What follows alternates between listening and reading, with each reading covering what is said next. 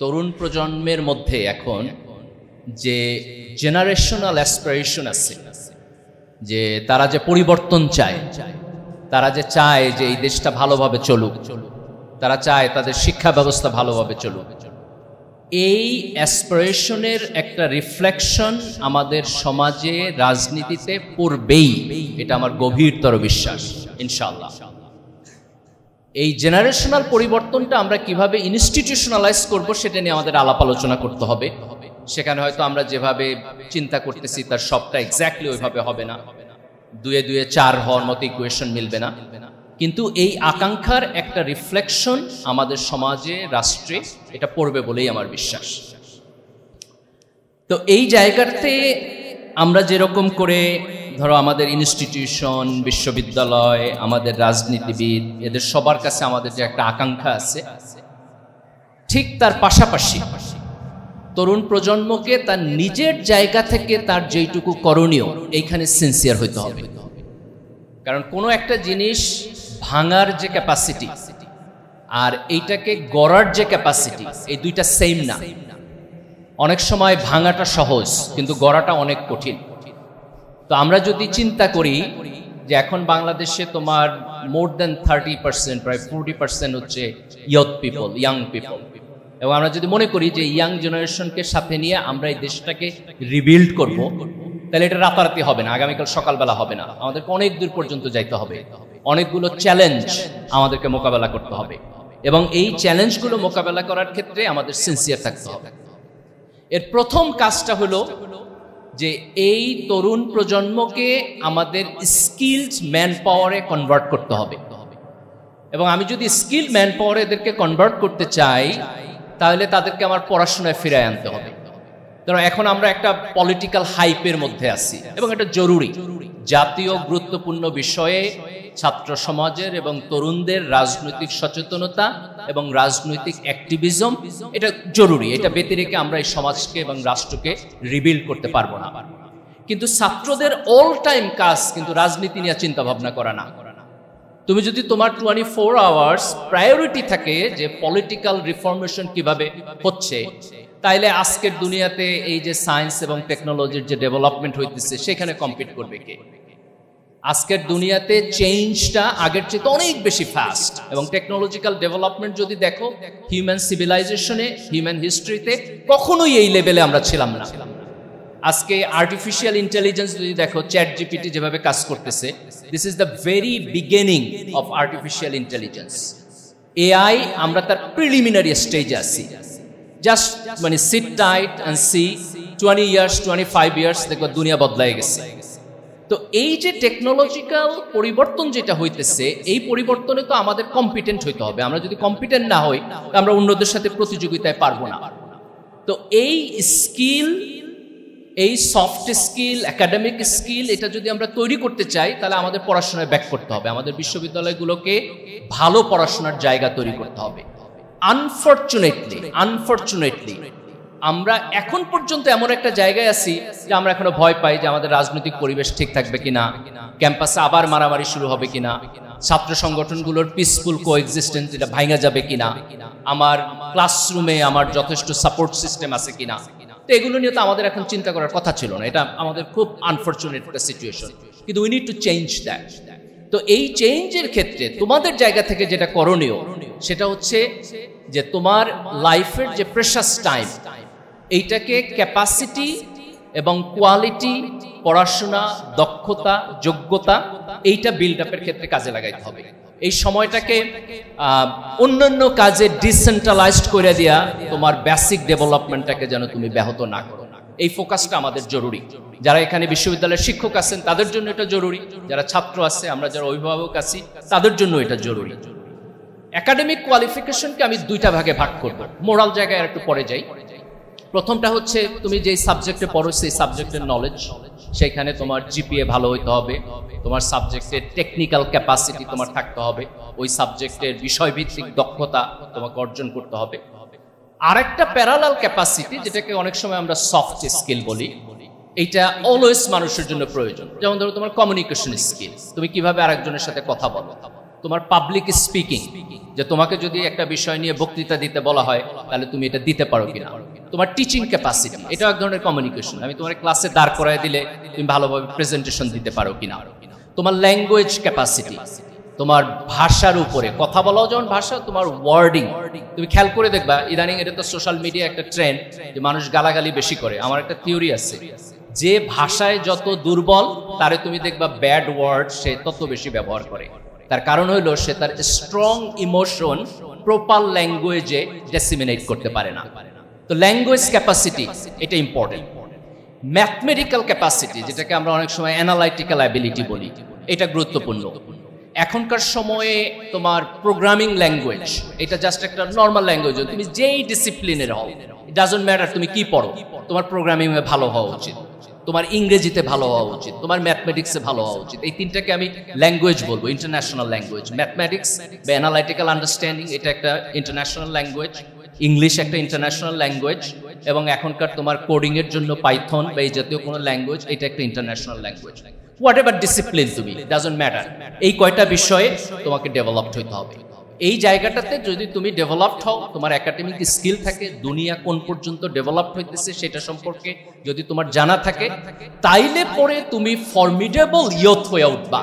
যে আমাদের যে হিউজ ম্যান পাওয়ার এখন, এই ম্যান পাওয়ারকে আমরা কাজে লাগাইতে পারবো। আমাদের বিশ্ববিদ্যালয়, অন্যান্য শিক্ষা প্রতিষ্ঠান, এর সব কিছুর দায় দায়িত্ব এটা হওয়া উচিত। এবং এখানে শুধু ধরো তোমরা অনেক সাকসেসফুল ইউনিভার্সিটিতে আসছো, শুধু এই প্রজন্ম না, যারা এতটা সাকসেসফুল হইতে পারে নাই, তাদেরকেও আমরা কিভাবে কাজে লাগাবো সেটাও আমাদের গ্রেটার ইকোনমিক প্ল্যান এবং রাষ্ট্রের প্ল্যানের মধ্যে থাকতে হবে। আরেকটা গুরুত্বপূর্ণ জিনিস বিশ্ববিদ্যালয় লাইফে, এটা হলো যে নেটওয়ার্কিং বা ফ্রেন্ডশিপ, এটা তৈরি করার জন্য এটা হচ্ছে সবচাইতে তোমার সুন্দর সময়। এখন ইউনিভার্সিটিতে পড়তেছো, এত চাপ নাই, একদিন দেখবা যে তোমরা সবাই অনেক বড় হয়ে যাবে ইনশাল্লাহ, এক একজন এক এক জায়গায় গিয়ে সাকসেসফুল মানুষ হয়ে উঠবা। তো এই বিশ্ববিদ্যালয়ে আইসা বন্ধুত্ব তৈরির এবং নেটওয়ার্কিং করার যে অসাধারণ সময় এবং সুযোগটা পাবা, এটা পরের লাইফে আর পাবা না। নতুন করে মানুষের এত ফ্রেন্ড হয় না। ধর তুমি যখন প্রফেশনাল লাইফে যাবা, দেখো তোমার মানে ভেরি ফিউ পিপল যাদেরকে তুমি টাচ করতে পারো, তোমার নেইবারহুডের মধ্যে থাকে।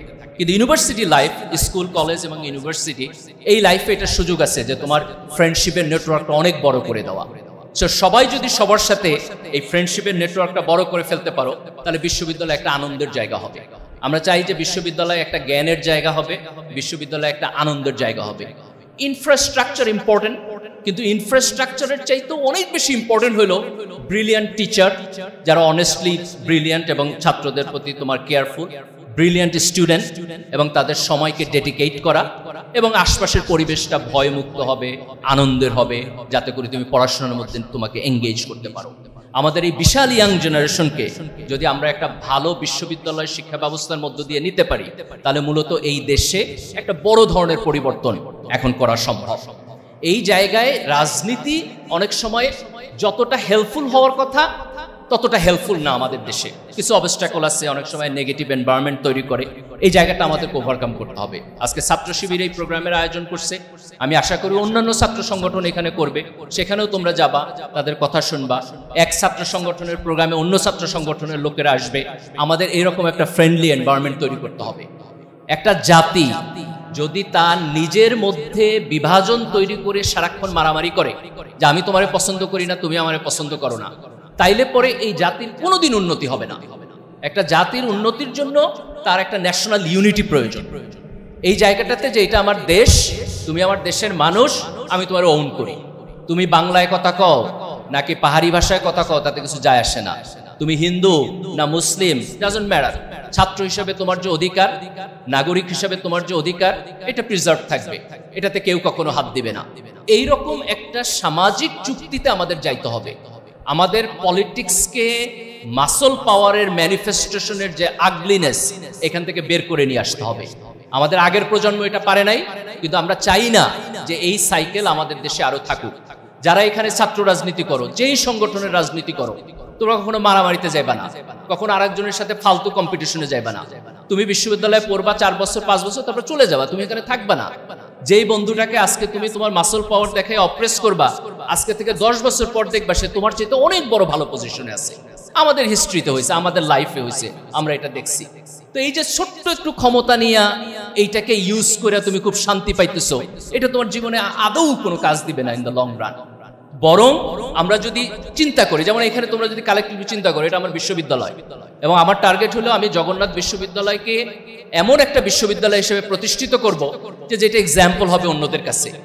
এই ওনারশিপটা যদি তোমাদের থাকে, এই কালেক্টিভনেস যদি থাকে, তাহলে তুমি দেখবা যে তোমার বিশ্ববিদ্যালয়ের উন্নতি অনেক বেশি হবে। একই কথা দেশের জন্য সত্য। আমরা সবাই যদি মনে করি যে এটা আমার দেশ, এটা আমার মাতৃভূমি, এখানে আমি বড় হয়েছি, এখানে আমার সন্তান বড় হবে, এখানে আমার ভাই বোন আত্মীয় স্বজন বড় হবে, এটাকে সবাই মিলে ভালো রাখা হচ্ছে আমার দায়িত্ব। এই কালেকটিভ জাতীয় ঐক্যমতে যদি আমরা যাইতে পারি, তাহলে দেখবা যে সিনারিওটা পরিবর্তন হয়ে যাবে। এইটাই আমাদের টার্গেট হওয়া উচিত। আরেকটা জিনিস আমাদের মনে রাখতে হবে, সেটা হচ্ছে যে এই যে আমার স্কিল ডেভেলপমেন্ট, আমি দেশের উন্নয়ন চাই, আমি বড় হইতে চাই, আমার দেশটাকে ভালো করতে চাই, এইখানে আমাদের নিজের ব্যক্তিগত ম্যাটেরিয়ালিস্টিক স্বার্থের বিয়ন্ডে যাইতে হবে, যেটাকে আমরা ভ্যালুজ বলি। ভ্যালুজের দুইটা পার্সপেক্টিভ।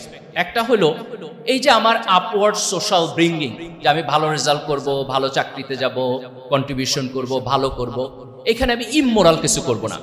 আমি পরীক্ষায় নকল করব না, আমি খাতা টেম্পারিং করব না, আমার যতটুকু সামর্থ্য আছে ওই অনুযায়ী আমি পরীক্ষা দিব। আমি যখন চাকরিতে যাব আমি চুরি করব না, আমি মিথ্যা কথা বলবো না, আমি ঘুষ খাবো না, আমি দুর্নীতি করব না। এটা হচ্ছে আমার একটা মোরাল পয়েন্ট, যে আমি ফেয়ার জায়গায় থাকবো। আরেকটা মোরাল পয়েন্ট হলো আমার যেইটুকু ক্যাপাসিটি আছে অথবা যেটুকু ক্যাপাসিটি হবে, সেইটুকু দিয়ে আমি আরেকজনের জীবনে ইম্প্যাক্ট তৈরি করার জন্য চেষ্টা করব, আমার বিয়ন্ডে, কালেকটিভলি ফর দ্য সোসাইটি। হয় এটা আরেকজন ইন্ডিভিজুয়াল ব্যক্তি অথবা কালেকটিভ ব্যক্তি অথবা সমাজ। আমরা যখন এই কাজটা করতে পারবো, যে আমার একটা স্কিল সেট আছে, এই স্কিল সেট দিয়ে আমি সমাজকে কন্ট্রিবিউশন করতেছি, আমি রাষ্ট্রকে কন্ট্রিবিউশন করতেছি, তখন আমার কাজের একটা স্পিরিচুয়াল মিনিং তৈরি হবে। এই মোটিভেশনটা আমরা যারা মুসলমান তারা ইসলাম ধর্ম থেকে নেই, যারা অন্য ধর্মের তাদের ধর্মের মধ্যেও এই মোটিভেশন আছে। ইভেন ধরো কেউ যদি ধর্মে বিশ্বাস না করে, সেও তার মানবিকতার জায়গা থেকে এটাকে জাস্টিফাই করতে পারবে। এইখানে কোরআনে খুব চমৎকার একটা জিনিস আছে, সূরা আদ-দোহায় আল্লাহ সুবহানাহু ওয়া তাআলা রাসূল সাল্লাল্লাহু আলাইহি ওয়াসাল্লামকে বলছেন, যে রাসূল সাল্লাল্লাহু আলাইহি ওয়াসাল্লামের লাইফের একটা লম্বা বর্ণনা দিচ্ছেন ওইখানে আল্লাহ, এবং আল্লাহ রাসূলকে বলতেছেন যে তুমি তো একসময় ইয়াতিম ছিলা, আমি কি সেই এতিম অবস্থা থেকে তোমাকে বড় করি নাই? এবং if you just keep reading, তারপর আল্লাহ রাসূল সাল্লাল্লাহু আলাইহি ওয়াসাল্লামকে বলতেছেন যে যখন তুমি যদি কখনো কোনো ইয়াতিম ব্যক্তিরে দেখো, তাহলে তার সাথে খারাপ ব্যবহার করো না, তার সাথে রুড আচরণ করো না। এখন if you look into this second sentence, যে একজন ইয়াতিমকে দেখলে তার সাথে বাজে ব্যবহার করো না, এটা তো আল্লাহ রাসূলের বলার কথা না, রাসূলের তো এটা করার কোনো সম্ভাবনা নাই। কেন আল্লাহ সুবহানাহু ওয়া তাআলা এটা বলতেছেন? এটা বলতেছেন কারণ এটা তার নিজের লাইফের সাথে রিলেটেড, যে রাসূল নিজেই একসময় ইয়াতিম ছিলেন, ওই এক্সপেরিয়েন্সের মধ্য দিয়ে আল্লাহ রাসূল গেছেন। কাজে আল্লাহ রাসূলকে স্মরণ করাই দিতেছেন যে তুমি নিজে যেহেতু একটা নেগেটিভ সিচুয়েশনে ছিলা, সেইখানে আল্লাহর রহমত পাইছো, এখন তোমার দায়িত্ব হচ্ছে ওই সেম রহমত আরেকজনের মধ্যে শেয়ার করে দেওয়া। এই যে তোমার এক্সপেরিয়েন্সিয়াল, যে তোমার নিজের জীবনের এক্সপেরিয়েন্স থেকে তুমি যেটা শিখলা, সেই সেন্সিটিভিটি আরেকজনের জন্য শেয়ার করা। ঠিক একই ফিলসফি বুখারী শরীফের আরেকটা হাদিসে আছে, এটার একটা ভার্সন অন্য এক জায়গায় আসছে, আমরা অনেকে এটা জানি যে দুইটা ভার্সন আসছে, একবার এক ব্যক্তির ক্ষেত্রে আর একটা হচ্ছে এক মহিলার ক্ষেত্রে, যে সে একটা কুকুরকে তৃষ্ণার্ত দেখছিল এবং দেখার পরে কুকুরটাকে পানি খাওয়াইছে, এই কারণে আল্লাহ তার সব গুনাহ মাফ করে দিচ্ছেন। তো ওই হাদিসের একটা ভার্সনে আসছে যে ওই লোকটা নিজে মরুভূমিতে চলতেছিল, সে নিজেই তৃষ্ণার্ত ছিল এবং তৃষ্ণার্ত অবস্থায় সে অনেক কষ্ট করে একটু পানি পাইছে, কূপে গেছে, সেখান থেকে পানি খাইছে। খাওয়ার পর উঠে আসার সময় সে দেখতেছে একটা কুকুর কাতরাইতেছে, এবং কাতরাইয়া দেখতে যায় তার কাছে মনে হলো, আরে একটু আগে তো আমিও এরকম ছিলাম, এরকম তৃষ্ণার্ত। ওই জায়গা থেকে তার মনের মধ্যে একটা সিম্প্যাথি তৈরি হয়েছে, এমপ্যাথি তৈরি হয়েছে, এবং সে তারপর পানি উঠায় নিয়ে কুকুরকে খাওয়াইছে। এই ঘটনাটা তো খুব সিম্পল, কিন্তু এই যে তার অন্তরের মধ্যে যে সিম্প্যাথি তৈরি হয়েছে, যে শেয়ার, আমি এই একই সিচুয়েশনের মধ্যে ছিলাম, এখন আরেকজনকে আমি ওই সিচুয়েশনে দেখা আমার গ্রেস আমি তাকে অফার করতেছি। That's the extraordinariness. দেখো আল্লাহ সুবহানাহু ওয়া তাআলা আমাদেরকে নানান জনকে নানানভাবে ফেভার করছে। তুমি যতটা ভালো ছাত্র আজকে বিশ্ববিদ্যালয়ে ভর্তি হয়েছো, আরো 10 জন হয়তো পারে নাই, তার নিজেরও সেখানে হয়তো লিমিটেশন আছে, ভালোভাবে পড়াশোনা করে নাই। আবার এরকম হইতে পারে আল্লাহ তার মেধাও হয়তো কম দিছে, মানুষ নানান পিপলের ধরো ব্রিলিয়ান্সির লেভেল ডিফারেন্ট। তো তুমি যদি কখনো ফিল করো যে আল্লাহ তোমার যতটুকু মেধা দিচ্ছে, এই জায়গায় তুমি ব্লেসড, এই জায়গায় তুমি ফরচুনেট, এই জায়গায় তুমি প্রিভিলেজড, তাহলে এই ফিলসফির জায়গা থেকে তোমার দায়িত্ব হলো যে এই মেধা তোমাকে জীবনে যা যা দিছে এটা আরেকজনের সাথে শেয়ার করা। যে বঞ্চিত মানুষ, যার এটা নাই, যে পিছায় পড়ছে, তার সাথে এটা শেয়ার করা। এবং এই কাজটা যখন আমরা করতে পারবো তখন সমাজ কালেকটিভলি ভালো হবে, সমাজ কালেকটিভলি বড় হবে। এবং সমাজ যখন কালেকটিভলি ভালো হবে তখন তার বেনিফিট কিন্তু আবার আমিও পাবো। ধরো আমি একা বড় হইতেছি, আমার পাশের বাসার ছেলেটা চোর হইতেছে, তো তো চুরি করতে আমার ঘরেই আসবে, তাতে আমার কোনো লাভ নাই। কিন্তু আমি যদি তাকে হেল্প করি, সে যদি জীবনে বড় হয়, তাহলে কিন্তু একটা সময় গিয়ে আমারই লাভ হবে। আমি যখন স্কুলে পড়ছি, আমার যারা স্কুলের ক্লাসমেট ছিল তাদের সাথে আমার অনেক কম্পিটিশন ছিল, স্বাভাবিক যেটা থাকে। কিন্তু আজকে জীবনে এতটা দূর এসে আমার মনে হয় যে আমার যদি আরো 5 জন ফ্রেন্ড ভালো জায়গায় থাকতো তা আমার কাছে ভালোই লাগতো। এখন তাদেরকে প্রতিষ্ঠিত দেখলে আমার খুব ভালো লাগে। তাদের সাথে বসে যখন আমরা গল্প করি, আড্ডা দেই, ইট লুকস লাইক আমরা একটা সার্কেল। তো ওই কম্পিটিশন তো এখন আর এক্সিস্ট করে না। তো মানুষের জীবনে এরকম ডিফারেন্ট টাইমে ডিফারেন্ট ডাইমেনশন থাকে। মানুষ যখন কালেকটিভলি বড় হয়, সেই জায়গাটা আসলে তার কোনো লস নাই, তার লাভ হয়। যেমন ধর আমরা আমাদের ছাত্র জীবন থেকে এটা নানান সময় বলে আসছি, আজকেও এটা বলি যে আমি ছাত্র শিবিরের রাজনীতি করছি। আমরা তখন থেকে বলছি, দেখো ছাত্র শিবির যদি একা ভালো রাজনীতি করে তাহলে আমার কোনো লাভ নাই, তার সাথে ছাত্র দলকেও ভালো রাজনীতি করতে হবে। ছাত্র লীগকেও যদি ভালো রাজনীতি করতো তাহলে ভালো হইতো। আওয়ামী লীগ যদি ফ্যাসিস্ট না হইতো তাহলে আমাদেরই তো লাভ হইতো। আজকে যে ফ্যাসিস্ট হয়েছে আমাদের দেশের লস হয়েছে না? এই 15 বছর আমাদের জীবন থেকে হারায় গেছে না? কাজেই সবাই যদি কালেকটিভলি ভালো হয়, তার মধ্য দিয়ে আমরা যেই জায়গায় গিয়ে দাঁড়াইতে পারবো, সেইটাই হচ্ছে আমাদের মূল ডেভেলপমেন্ট। দেশকে সামনে রাখা, আমাদের জাতীয় ঐক্যকে সামনে রাখা, আমাদের ইসলামের ধর্মবিশ্বাস আমাদেরকে যে মোরাল মোটিভেশন দেয় সেটাকে সামনে রাখা, একজন আরেকজনের সাথে বন্ধুত্বপূর্ণ মিউচুয়াল রেসপেক্টের সম্পর্ক রাখা, যদি আমরা সামনের দিকে আগাইতে পারি সেটা হবে আমাদের জন্য বেস্ট। আজকে বাংলাদেশ একটা অসাধারণ টাইমে আছে, যে আমাদের একটা হিউজ ইয়াং জেনারেশন আছে। এই জেনারেশনকে যদি আমাদের সিনিয়র লিডাররা পজিটিভলি নেতৃত্ব দিতে পারে, তাইলে পরে আমরা এই দেশের কালচারটাও বদলাই দিতে পারবো, আমরা এই দেশের অর্থনৈতিক উন্নয়নকেও একটা লম্বা বড় জায়গায় নিয়ে দাঁড় করাইতে পারবো, এবং আমাদের মোরাল ডেভেলপমেন্টটাকেও আমরা ভালো জায়গায় দাঁড় করাইতে পারবো। আমাদের একটা অসাধারণ জিনিস আছে, আমাদের যেহেতু কনজারভেটিভ মুসলিম প্রিন্সিপালস আছে আমাদের সময়, আজকের সারা পৃথিবীতে এটা একটা চ্যালেঞ্জ যে মানুষ একটা মোরাল ক্রাইসিসের মধ্যে আছে। ওয়েস্টে কনজারভেটিভ ক্রিশ্চিয়ানিটি ছিল, একটু একটু করে ডিক্লাইন করছে এবং they don't know where to go, তারা অ্যাকচুয়ালি লস্ট। আমাদের সমাজে যেটা হয়েছে যে আমাদের কনজারভেটিভ মুসলিম ধর্ম আছে, কিন্তু আমরা আমাদের সামাজিক ধরো যে রাজনৈতিক মডেল যেটা, আমাদের ইনস্টিটিউশন যেটা, এটা আমরা তৈরি করতে পারি নাই। যদি আমাদের এই কনজারভেটিভ ইসলামিক মোরাল